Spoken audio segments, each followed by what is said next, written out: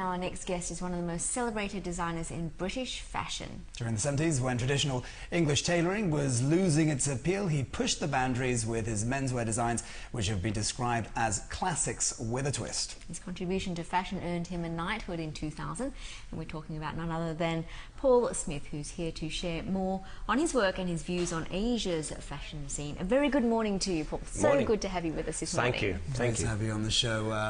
You're here to open your new flagship store in Singapore, but your label's actually got a huge cult following in Asia. Yeah, that's and true. I gather there's over 200 stores in Japan there. 265 in Japan. And just 15 in UK. What do you think is about your appeal in Asia? It leans a lot to Asia, doesn't it? Yeah, I just came from, and I also just came from Australia this morning, so if I fall asleep, everybody, sorry about that. It's okay.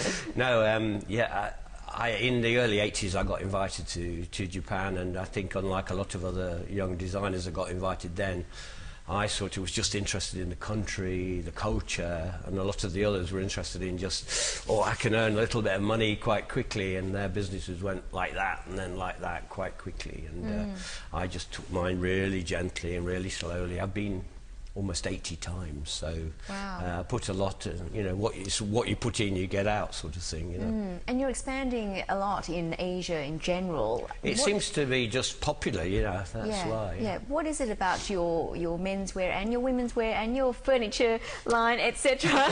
Watches, spectacles. Yes. What is it that appeals to Asia? I think it's, to be honest, I think it's the fact that I established myself so well in Japan, and now people from all over Asia move around so much, including going to Japan, and they saw I've got really lovely shops everywhere, to be honest, but including Japan.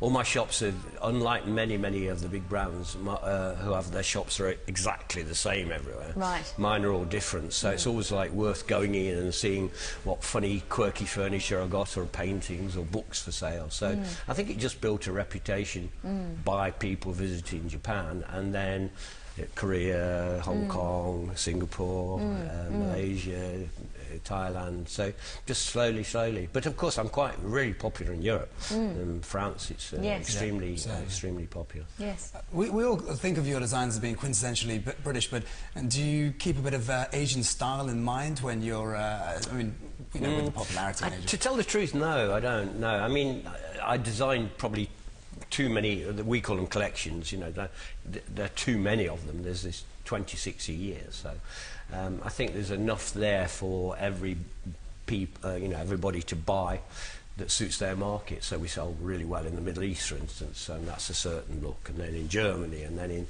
Japan. But I've never done kimonos, no.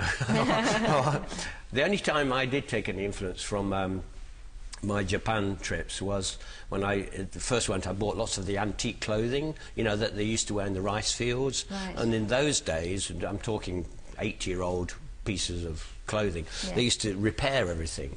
It was called sashiko stitching. So you probably see anybody who wears sort of jeans that have been repaired. Right. A lot of that came from well, it didn't come from me personally, but a lot of that came from old clothing, where now we just throw things away, don't we? But in those days you used to just repair it because you hadn't got the money to buy a new one. Yes. I'm interested to find out how much of a challenge it is for you to keep up with the times. You've obviously evolved over the decades that you have been in this industry. I mean, I see you're selling online now, you even keep a blog as well. So not only in terms of design, but business-wise, how important is it to stay relevant? I mean, if you're in fashion, well, I suppose it's the same in your job as well in TV. I mean, trends change, style changes of TV shows, and it's the same with fashion. So if you're in fashion, I mean, especially if there's any students looking, if you're in fashion, you've got to be in it 100%, right, or pack it in, because it's fashion's about today and tomorrow. So. Well, on that note, actually, we have some viewers writing in and asking questions to you specifically.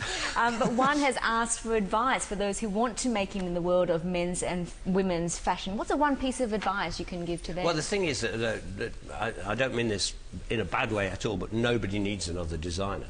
So based on because there's so many out there, so you've just got to have a point of view. You've got to know your market, market. You've got to live it, love it.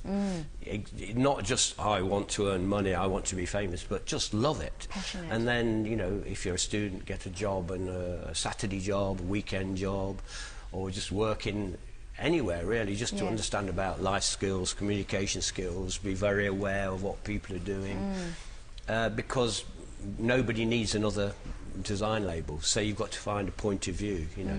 My point of view, as you described, was classic with a twist. I mean, I don't know if the cameras can see that, but you know, it's got a little bright colour. It's very classic, fun, isn't it? And then bright colour, and then am I allowed to show my socks? So, yes. so you know, there's always a sense of fun and whimsical about what I do, but it's, you know, we sell to prime ministers and people in the finance industry, and we sell to rock stars, you know, and students. Yeah. Well, we did have another question which I thought was interesting from another viewer who mentioned that you don't use celebrities in your advertising campaigns. That's right. Why is that?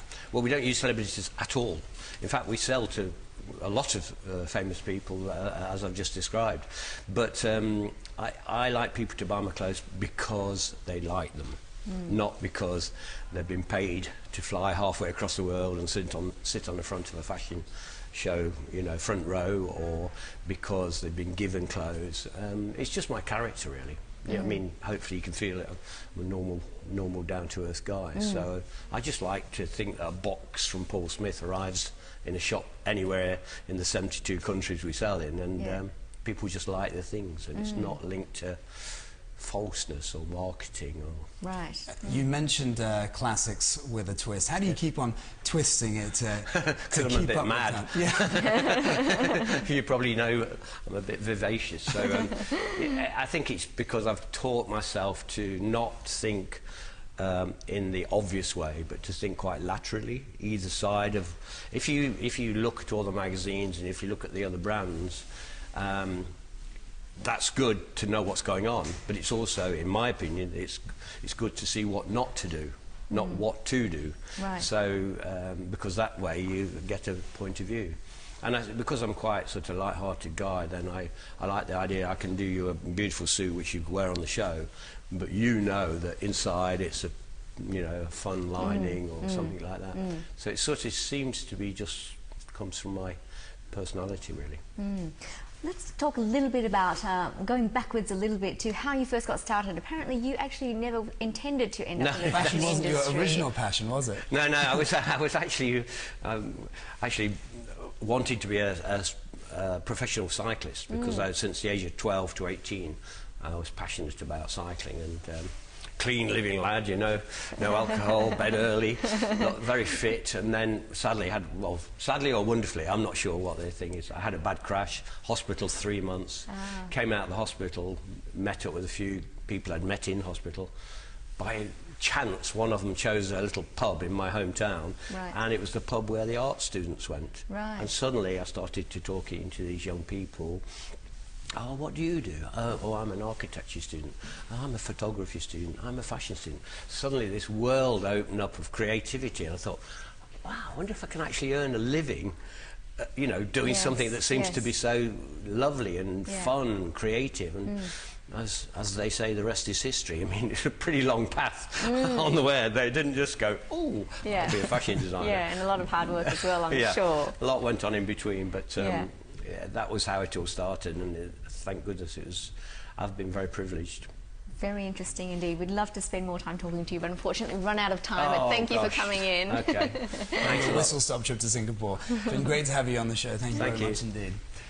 In the studio with us, the iconic British fashion designer Paul Smith.